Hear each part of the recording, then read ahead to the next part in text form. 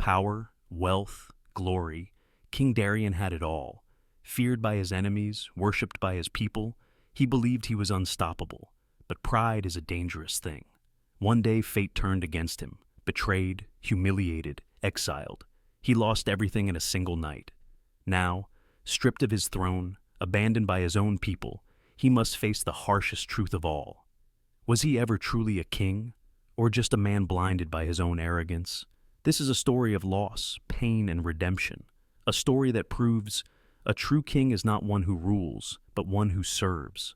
The grand palace of Solara shines under the golden sun. King Darien sits on his jewel-encrusted throne, surrounded by nobles. In front of him, a poor farmer kneels, trembling. Farmer, pleading, "Your Majesty, our fields are barren, our children starve. Please help us." Darien's eyes remain cold. King Darien, disinterested. "A man who cannot provide for his own family is not worth my mercy." The court falls silent. Even his closest advisors shift uncomfortably, but no one dares to speak. The farmer's eyes fill with despair. He bows and leaves, his hands empty, his heart shattered. As the heavy palace doors close behind him, the winds outside howl louder than ever before, a whisper of the storm to come. That night, a hooded oracle enters the palace, her presence like a shadow in the candlelight. Oracle, softly, "King Darien, your throne is built on fear, not love. You rule with an iron fist, but soon you will have nothing to hold on to." Darien smirks. "King Darien, fate bends to my will, not the other way around." The oracle shakes her head. "Oracle, a king who ignores his people will one day hear their voices, not in whispers, but in war cries." With those chilling words, she vanishes, leaving Darien with a sense of unease he cannot shake. Days later, unrest spreads across the kingdom. Villages burn, people riot, and behind it all is Lord Varen, a noble who once bowed before Darien, but now seeks to overthrow him. The palace gates crash open. The very people who once cheered his name now spit on the ground at the sight of him. Rebel, shouting, "You ignored our cries, now hear our fury!" Darien fights like a lion, but his own guards betray him, dragging him through the streets. King Darien, shouting, "I am your king," rebel leader, coldly, "Not anymore." With that, the crown is torn from his head, and the mighty King Darien is exiled. Once feared, now forgotten. Darien wanders through the same streets where people once bowed to him. Now, they turn away in disgust. He reaches for food at the market, only to be shoved aside like a beggar, merchant, mocking. No gold, no bread. Even a king must pay. His stomach growls. His hands tremble. The weight of his own helplessness crushes him. For the first time in his life, he knows what it feels like to be powerless. On a freezing night, as he curls up near a temple, a blind old man sits beside him. Without a word, the old man breaks his bread in half and shares it with Darien. Blind man, softly, "Hard times make men humble. Tell me, traveler, who were you before life brought you here?" Darien hesitates. Darien whispers, "I was a king." The old man chuckles. Blind man, "Then perhaps this is the first time you have truly lived." Darien doesn't understand, not yet, but something in his cold, empty heart begins to thaw. Darien follows the old man to a humble village where people work together, not out of fear, but out of love and duty. For the first time, Darien must work for his survival. He learns to farm, his hands blister, he carries water, his muscles ache. He helps rebuild homes. His back burns. Villager, smiling, "You're stronger than you look, stranger." Darien doesn't reply. He is too exhausted, but as he collapses into sleep, he feels something strange. For the first time in years, his heart feels light. One night, bandits attack the village, stealing food, harming the weak. Darien grabs a wooden staff and fights like a warrior, but this time, he does not fight for a throne. He fights for the people who once saved him. The bandits flee, and the village cheers. A young boy looks up at him with wide eyes. Boy, whispering, "You led us like a true king." Tears sting Darien's eyes. For the first time, he understands. A king is not the one who commands. A king is the one who protects. Rumors spread. The kingdom suffers under Lord Varen's rule. The people, broken, starving, desperate, speak of a lost king who fights for the weak. They do not beg him to return. They choose him. And so, Darien marches toward the kingdom not with an army, but with a family. A family of farmers, blacksmiths, and villagers, who would rather follow a beggar king than bow to a tyrant. The palace gates open once more, but this time Darien does not enter alone. Thousands stand behind him, not as soldiers, but as people who believe in him. Lord Varen flees before a single sword is drawn. Darien steps toward the throne, but instead of sitting, he turns to his people. Darien, firmly, a throne does not make a king, the people do, and the people roar in agreement. Years later, Darien returns to the old blind man. Darien, smiling, "You once told me losing everything can be the greatest gift." The old man chuckles. Blind man, "And now, you wear a crown, not of gold, but of wisdom." Darien smiles, walking into the sunset, not as a ruler, but as a king who has truly learned to serve. Moral: a true leader is not one who demands loyalty, but one who earns it.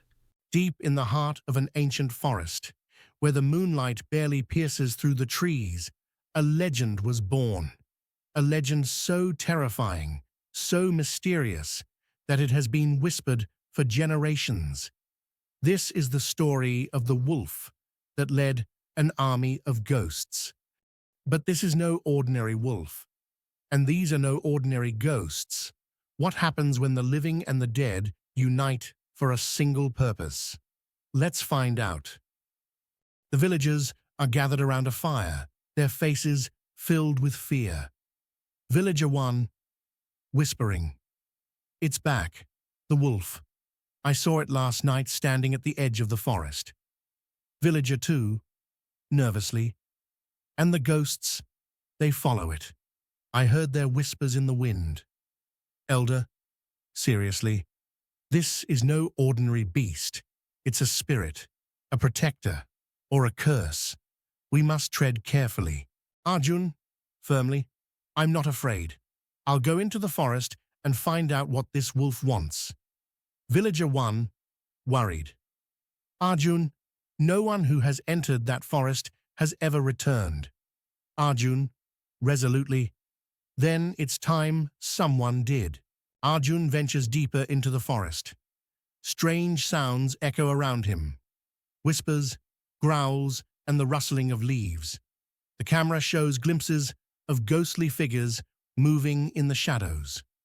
Arjun, to himself, "Stay calm. There's nothing to fear." Suddenly, the wolf appears, its eyes glowing. Arjun freezes, but the wolf doesn't attack. Instead, it tilts its head, as if studying him. Arjun, softly, "What do you want from me?" Arjun follows the wolf to a clearing. The moonlight shines brightly, and ghostly figures begin to materialize. They are the spirits of warriors, their faces solemn but not threatening. Ghost leader, echoing voice, "We are the spirits of those who once protected this land. The wolf is our guide, our guardian. We need your help." Arjun, confused, "My help? What can I do?" Ghost leader, "An evil force threatens this forest and your village. Only a living soul, guided by the wolf, can stop it." The ghost leader leads Arjun and the wolf to a dark, cursed part of the forest. A shadowy figure emerges, a monstrous entity with glowing red eyes. Evil force, mocking, "You think a boy, a wolf, and a few ghosts can defeat me?" Arjun, boldly, "We're not just a boy, a wolf, and ghosts. We're hope, courage, and unity." A fierce battle ensues. The wolf leads the charge, the ghosts fight bravely, and Arjun uses his wits to outsmart the evil force. The camera captures the intensity of the fight, swords clashing, the wolf leaping, and Arjun dodging attacks. Arjun shouting, "We won't let you destroy this land." Just as the evil force seems defeated, it unleashes a powerful blast, knocking everyone back. Arjun is injured, and the ghosts begin to fade. Ghost leader, weakly, "Arjun, you must finish this. Trust the wolf." The wolf steps forward, its eyes glowing brighter than ever. It lets out a deafening howl, and the ghosts regain their strength. Arjun, the wolf, and the ghosts launch one final attack. Arjun uses a sacred amulet given to him by the ghost leader to channel their combined energy. The evil force lets out a final scream as it is destroyed. The forest falls silent. The ghosts begin to fade, their faces peaceful. Ghost leader, gratefully, "Thank you, Arjun. You have saved this land. The wolf will remain to protect it, and we can finally rest in peace." Arjun returns to the village where the people cheer for his bravery. The wolf watches from the edge of the forest, its eyes glowing one last time before it disappears. Sometimes the greatest strength lies in unity. The living and the dead, the brave and the wise, the seen and the unseen, all can come together for a greater purpose. And sometimes the most unlikely heroes, like a wolf and an army of ghosts, can change the course of history. Remember, courage isn't the absence of fear. It's the will to face it, no matter the odds. Did this story send chills down your spine? Don't forget to like, share, and subscribe for more thrilling tales. Let us know in the comments. What would you do if you encountered a wolf that led an army of ghosts? They say greed blinds even the wisest of men. But what if one wish could give you everything you ever wanted, only to take away everything you truly needed? This is the tragic tale of a wealthy man who had it all but still wanted more, until fate taught him a lesson he would never forget. Watch till the end to uncover a powerful life lesson that might just change your perspective forever. Inside a massive palace, Rajiv, a rich businessman, sat at a long dining table covered in exotic dishes. But his eyes weren't on the food. He was lost in thought. Rajiv, muttering, "If only I had just a little more money, more power, then I'd finally be happy." Despite owning everything money could buy, Rajiv was never satisfied. He looked out at his vast empire, but felt empty inside.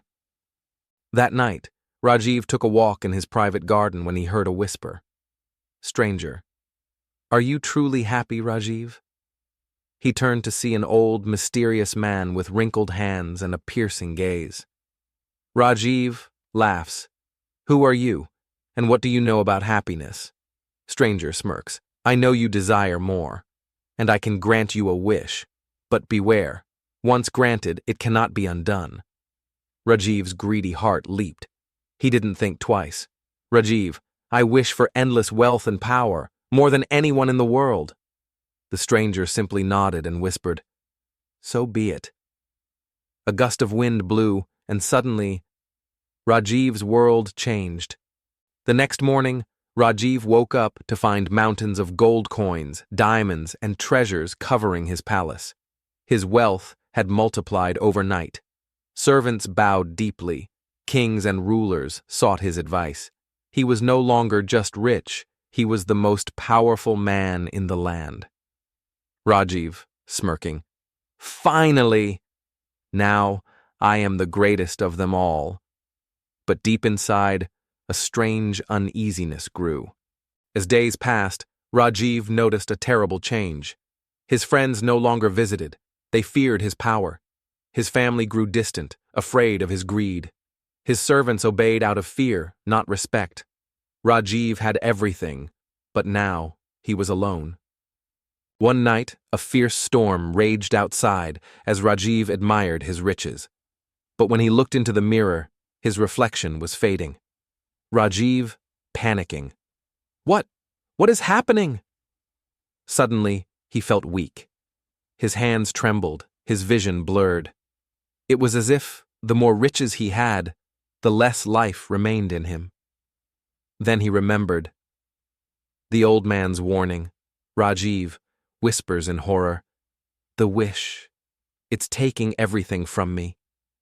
Terrified, Rajiv ran back to the alley where he had met the old man. Rajiv, pleading, "Please, take back my wish. I don't want this anymore." But the alley was empty. The old man was gone. A chilling voice echoed in the wind. "All choices come with a price." Rajiv fell to his knees. He had everything, but he had lost himself. Days turned to weeks. Rajiv stopped eating, stopped smiling, stopped living. His riches mocked him. His gold felt heavy. His diamonds looked dull. Then one evening, a knock on the door. It was a poor woman with a hungry child. Woman, softly. "My lord, we haven't eaten in days. Could you spare anything?" Rajiv, for the first time in his life, felt something real. A deep, aching regret. With trembling hands, he gave away his gold, piece by piece. And something strange happened. With every coin he gave away, his strength returned. His reflection slowly reappeared. Rajiv spent days giving away his fortune. He built homes for the homeless. He fed the hungry. He helped those he once ignored. With each act of kindness, he became stronger, until he was whole again. And at last, he felt something he had never felt before. True happiness. One evening, as Rajiv sat watching the sunset, he heard a familiar voice, stranger, smiling. "You learned your lesson, Rajiv." Rajiv turned and saw the old man, now dressed in white robes. Rajiv, bowing his head. "I was blinded by greed, but now I understand. True wealth is in giving, not taking."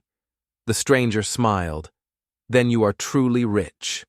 And with that, he disappeared into the wind. From that day forward, Rajiv used his wealth to help others, and in doing so, he found the happiness he had always searched for.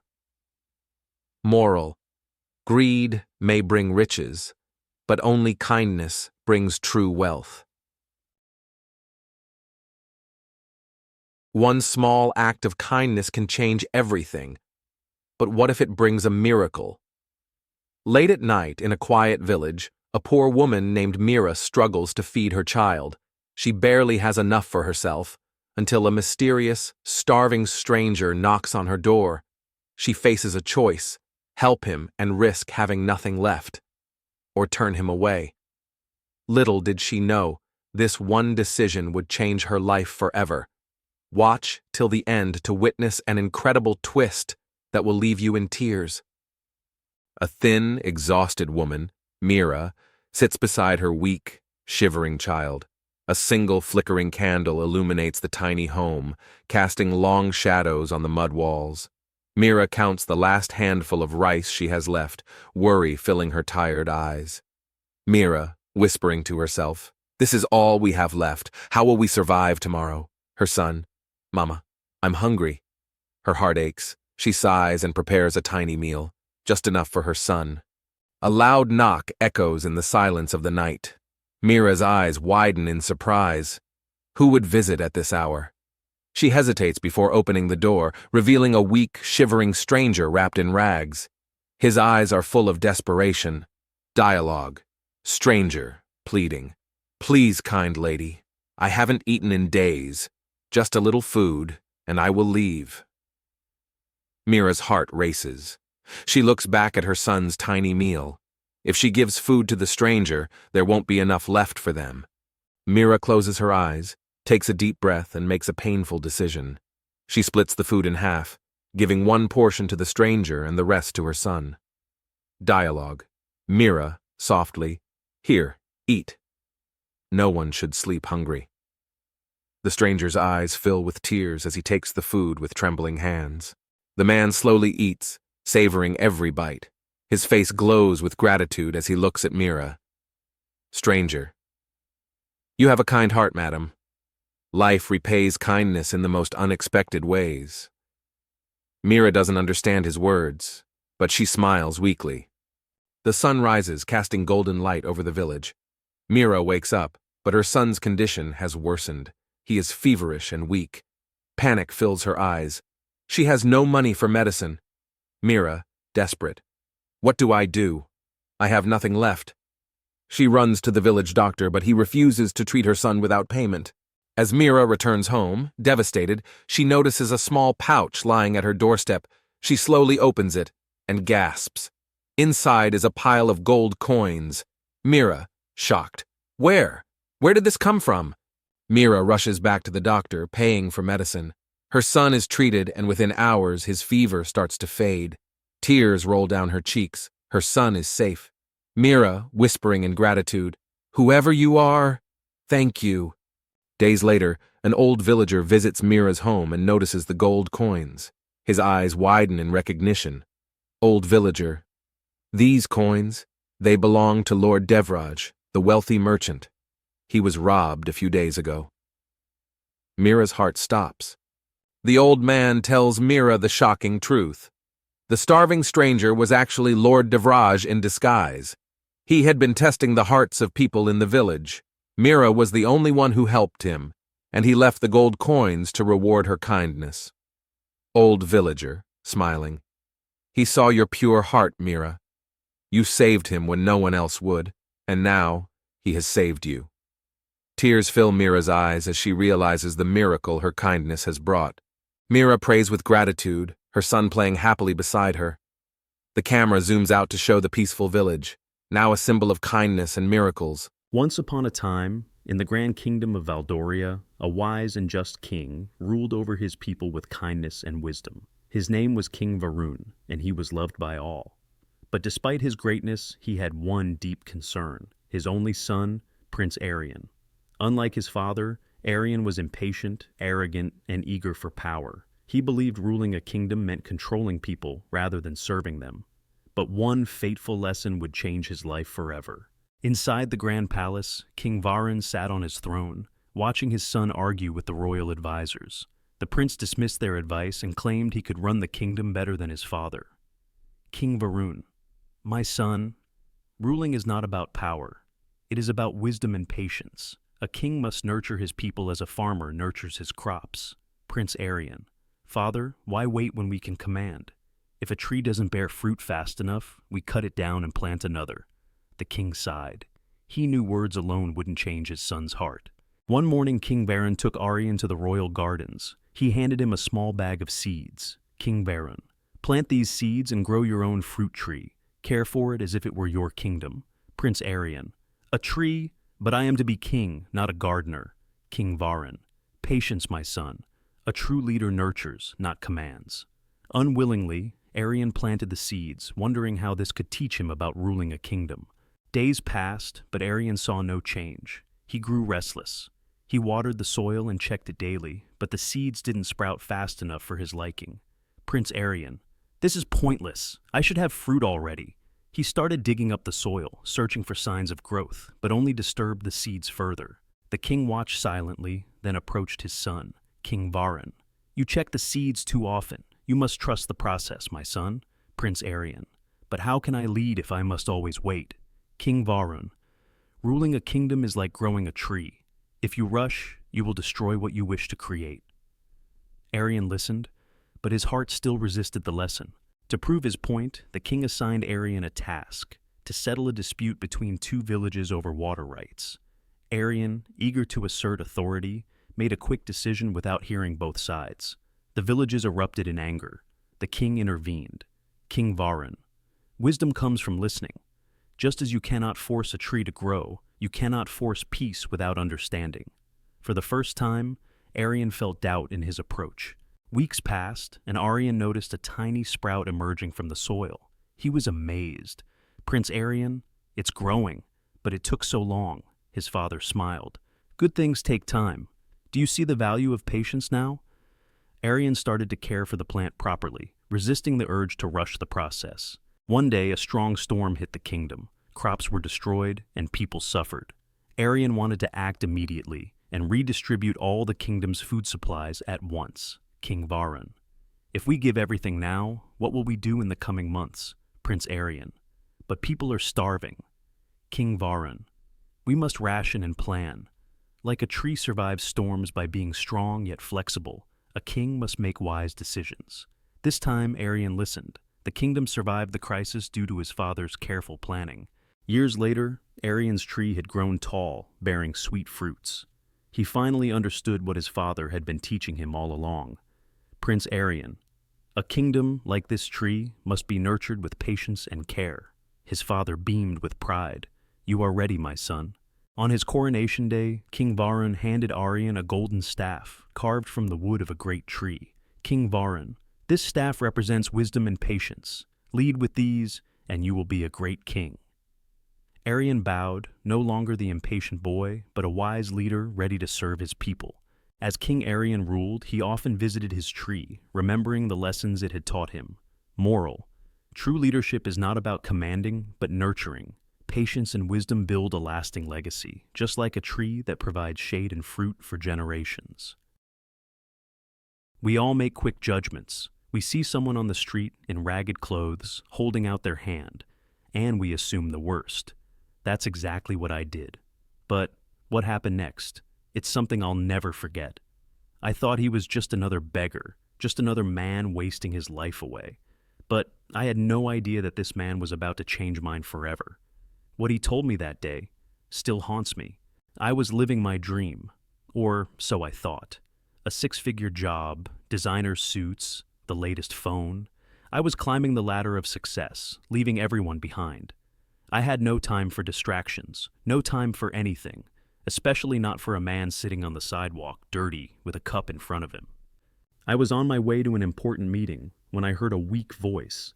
"Sir, can you spare some change?" I glanced at him, disgusted. I shook my head and walked past, thinking, get a job like the rest of us. Later that evening, I passed him again. He was still there, still begging. This time, he looked straight into my eyes and said, "You think I'm worthless, don't you?" I scoffed. "If you worked as hard as I do, maybe you wouldn't be sitting here." I walked away, proud of my words. But before I could leave, he mumbled something. It was soft, almost like he was talking to himself. But I heard it. He said, "You wouldn't last a day in my shoes." Something in his voice stopped me. He wasn't angry. He wasn't bitter. He just sounded tired. I turned back and asked, "What do you mean by that?" He looked up at me and said, "Sit with me for 5 minutes and I'll tell you my story." I hesitated, but something inside me told me to listen. And so I sat down beside him on that cold pavement, and he began to speak. "I wasn't always like this," he said. "I had a family, a home, a career, just like you. Then life happened," he continued. "I lost my job. My company shut down overnight. I had 2 kids, a wife, and no way to support them. I tried everything, odd jobs, selling my belongings, but one by one, I lost everything. My wife, she couldn't handle it. She took the kids and left. She told me she couldn't love a failure." His voice cracked, and for the first time, I saw tears in his eyes. I had no one left, no family, no friends, just the streets. And now I sit here, watching people like you walk past me, judging me, without knowing a thing about me. I didn't know what to say. I had assumed he was lazy, a failure, but in reality, he had fought harder than I ever had. I felt ashamed. Then he asked me something that shook me to my core. "If you lost everything tomorrow, do you really think you'd be any different?" I had no answer. For the first time, I saw things differently. How many others had I judged? How many others had stories I never cared to hear? I reached into my pocket, but he stopped me. "I don't want your money," he said. "I just wanted someone to listen." That night, I couldn't sleep. His words kept echoing in my head. "You wouldn't last a day in my shoes." And for the first time, I wondered if he was right. Since that day, I stopped judging people by their situation. Because the truth is, it could happen to any of us. The question is, if it happened to you, how would you want to be treated? Think about that next time you walk past someone in need. I used to think my dad was a monster. He left me, abandoned my mom, and disappeared without a trace. For 20 years, I hated him. But then, I found out the truth. And I swear to you, my blood ran cold. A loud crash. Mom is screaming. Dad is shouting. I hide under the bed, clutching my teddy bear, heart pounding. Then, silence. The door creaks open. Heavy footsteps. My dad stands in the doorway, eyes filled with something I don't understand. He kneels down and whispers, "I love you, son. No matter what happens, remember that." Then, he walks out the front door, and never comes back. I run to the window, watching him disappear into the darkness. Growing up without him was hell. Birthdays, no dad. School fights, no dad. Bullies, no one to protect me. Mom worked 2 jobs just to keep us afloat. Whenever I asked about him, she'd just say, "Forget him." Close-up of me clenching my fists. I promised myself one thing: I would never forgive him. On my 16th birthday, my mom handed me a letter. It had my dad's handwriting. I stared at it. My hands shook. I could have opened it. I could have found out the truth, but I didn't. I ripped it apart. I didn't want his excuses. I didn't need him. Little did I know, that letter held the key to everything. 28 years old. My life was normal, until I got a call from a private number. A deep voice spoke, "Is this your name? We need to talk. It's about your father." My breath hitched. My chest tightened. What the hell was going on? A shadowy figure sits across from me at a cafe. He slides a thick envelope across the table. "Your father didn't abandon you. He was forced to leave." I scoff. Lies? Look inside. Inside the envelope. Newspaper clippings. Police reports. My dad's face. But not as I remembered it. "Your father was running from something. Or, rather, someone." My heartbeat pounds in my ears. I flip through the pages, and then I see it. A missing persons report, with my name on it. Shocked, I whisper, What is this?" "Your dad didn't leave you. He was protecting you." I track down his last known location, a hospital, room 307. My palms sweat as I grip the doorknob. My whole life, I wanted answers. But now, I was terrified to hear them. "He's old, weaker than I remember. His breathing is shallow." "Dad?" My voice is barely a whisper. His tired eyes widen. A tear rolls down his cheek. "You found me." I swallow hard. "Tell me the truth." "Hey, we're coming for you," he says. I had no choice. Turns out, my dad was involved with dangerous people. They threatened to hurt me to get to him.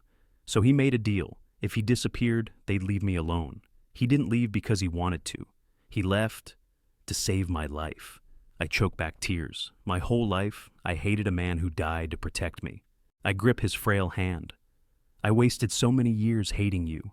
He smiles weakly. "No, son, you survived. That's all that matters." His eyes close. A flatline sound echoes in the room. I break. I sob. But this time, I don't feel abandoned. I feel loved. After his funeral, I receive one last letter, his final words to me. "You are stronger than you know. Live your life. Be free." I clutch the letter to my chest, whispering, "I forgive you, Dad." What would you do if you found out the person you hated the most was actually your hero? Would you forgive them? Tell me in the comments. Let's talk. If you like this story, I have another one that will blow your mind. Click here to watch it now. Sometimes the ones who leave us are actually the ones who love us the most. What if the legends are real? When Lucy sets out to uncover the truth behind her grandfather's mysterious past, she stumbles upon a secret that will change her life forever.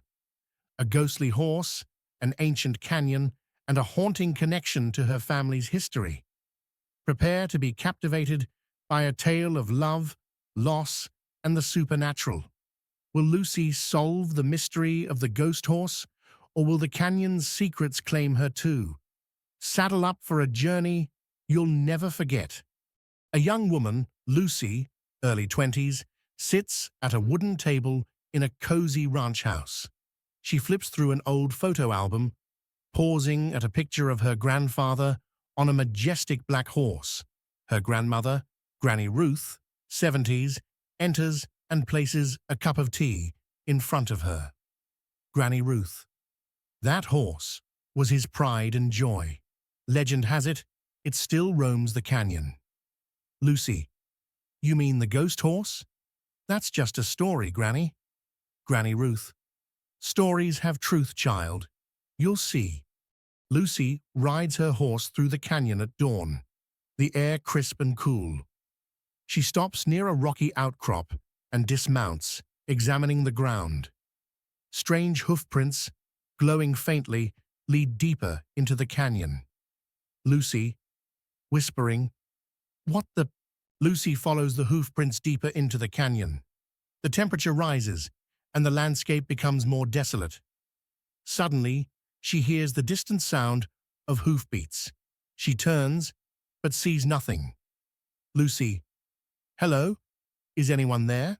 As the sun sets, Lucy finds herself at the entrance of a hidden cave. The glowing hoof prints lead inside. She hesitates, then steps into the darkness. Lucy, all right, let's see what's in here. Lucy lights a flashlight and explores the cave. The walls are covered in ancient Native American petroglyphs, depicting horses and riders. At the back of the cave, she finds a skeleton of a horse, its bones glowing faintly. Lucy, whispering, "Is this the ghost horse?" Lucy exits the cave and finds herself face to face with the ghost horse, a majestic black stallion with glowing eyes and a translucent body. It rears up, neighing loudly, then gallops into the canyon. Lucy, wait! Lucy chases the ghost horse on her own horse, the two galloping through the canyon under the moonlight. The ghost horse leads her to an ancient burial ground where it stops and looks back at her. Lucy, why are you showing me this? Lucy dismounts and approaches the ghost horse.